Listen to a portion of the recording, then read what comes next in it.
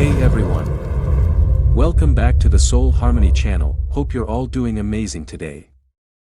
Please subscribe, like, comment, and share.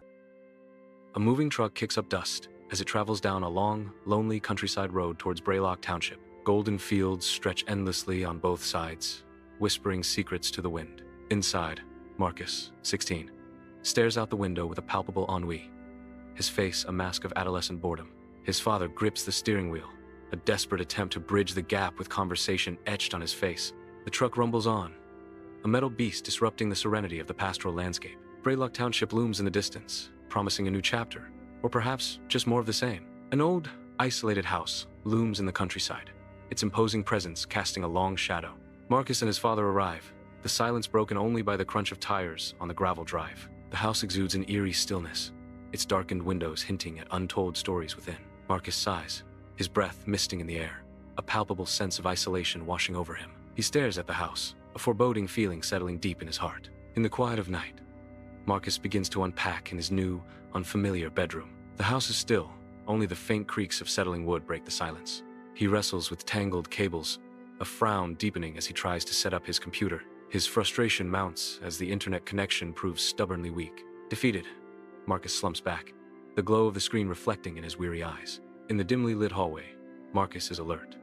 The old house creaks, the silence broken by the unsettling sounds.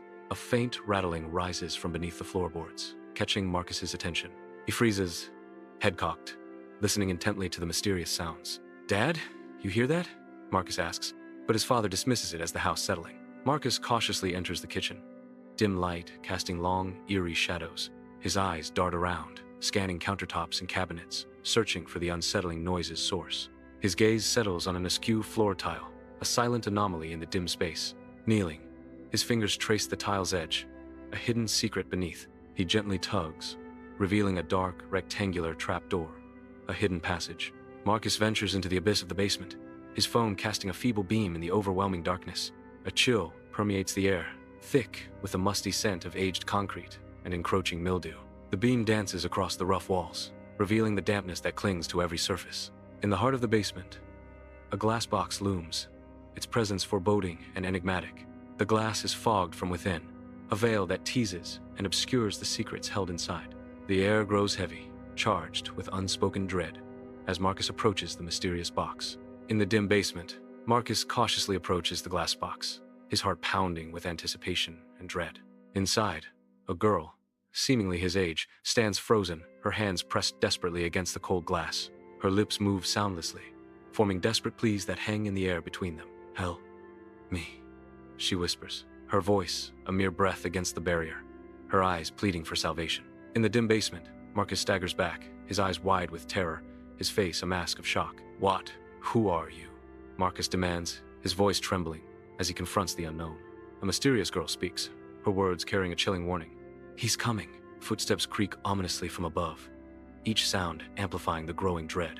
The air grows heavy, charged with an unseen presence as the footsteps draw nearer. From the kitchen above, a sound shatters the silence, instantly freezing Marcus in place. Terror floods his eyes as he struggles to breathe, the chilling sound paralyzing him. He darts a desperate glance at the door, a silent plea for escape flickering in his gaze. His gaze snaps back to the box, an unseen girl trapped within, sealing his fate. Under the bright sun, Marcus recounts the previous night's events outside the sheriff's office. Sheriff Ethan Dalton listens, a skeptical, dismissive expression hardening his features. Dalton's disbelief hangs heavy in the air, his gaze challenging Marcus's every word. "You didn't see any girl," Ethan Dalton states, his voice laced with doubt.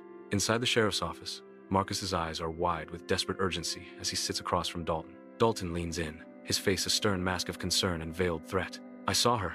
She's trapped. I'm sure of it," Marcus cries, his voice trembling with fear. Dalton's chilling warning cuts through the air. "Kid, forget what you saw, and tell no one." In the darkened room, the laptop screen casts an eerie glow on Marcus's focused face. Posters and scattered clothes fill the teenager's room, a stark contrast to the serious task at hand. An old article details the disappearance of 3 teenagers. The narration sets a chilling scene. The laptop displays an old web page, hinting at a mystery buried in Braylock Township back in 1999. In the dim light, a framed photo rests on Marcus's bedside table, a silent testament to loss. The photo reveals the faces of several missing children, their stories untold, their fates unknown. Among the faces, one stands out. Lydia Marin, the girl once trapped within the glass box. Marcus stares, haunted by the impossible. "How are you still alive?" he whispers, his voice laced with disbelief. Marcus descends into the basement. The air thick with damp and shadow. A lone bulb casts an eerie glow on the concrete walls. Lydia's awake, her figure a fragile silhouette against dusty boxes. Her voice, a mere whisper in the cavernous space. "Marcus," a pallid urgency underscores her words. "I don't have much time," she says, her eyes locking with his. In the dim basement, Marcus stares at Lydia, disbelief etched on his face as shadows dance around them. The air hangs heavy with damp earth and a metallic scent as Marcus asks, "Who did this to you?" Lydia's voice trembles as she reveals, "The sheriff." Her words cut through the silence. Dalton feeds them to a thing under Braylock to keep it asleep. Before explanations can unfold, an eerie flicker dances across the basement lights, casting long, distorted shadows. Sheriff Dalton emerges at the top of the ladder, a silhouette against the dim light, his gun raised menacingly. The sudden appearance of Sheriff Dalton shatters the tense quiet, the air thick with unspoken threats. His eyes narrow, a stern warning etched onto his face as he breaks the silence. "I told you to leave it alone," Sheriff Dalton says, his voice echoing with authority and a hint of desperation.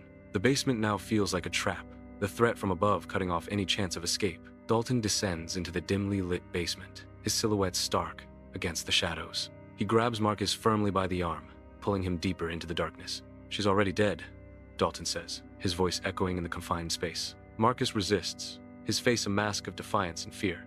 "No, she's not." Upstairs, Lydia's frantic claws scratch against the glass, her terror a palpable force. Dalton's determined tap echoes in the stark basement as he grips his gun.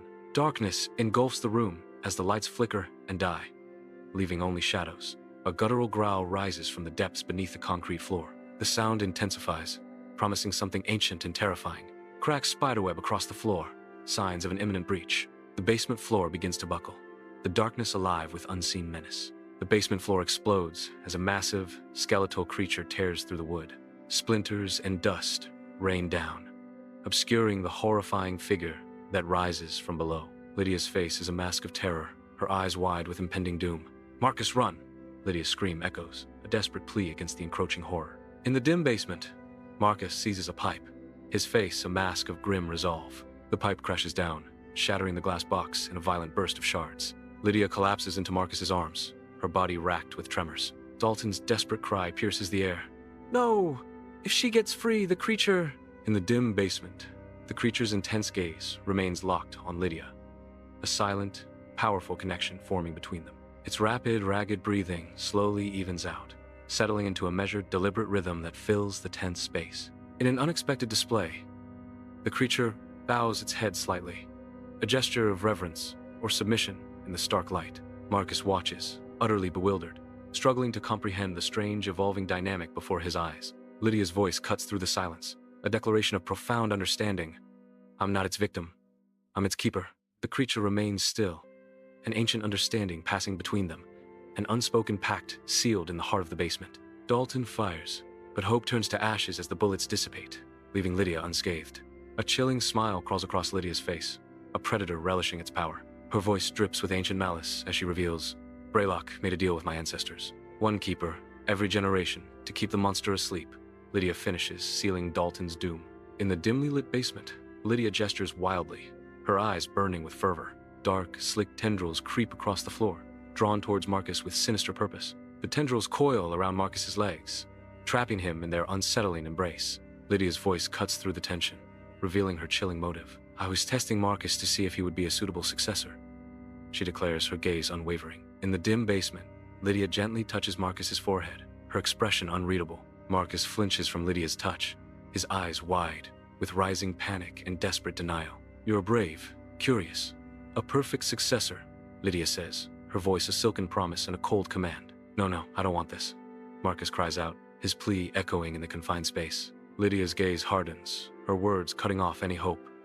"It doesn't matter what you want." Darkness consumes the basement as Marcus stands alone, a chilling figure, far removed from his former self. Dalton's terror intensifies as he confronts Marcus's transformation.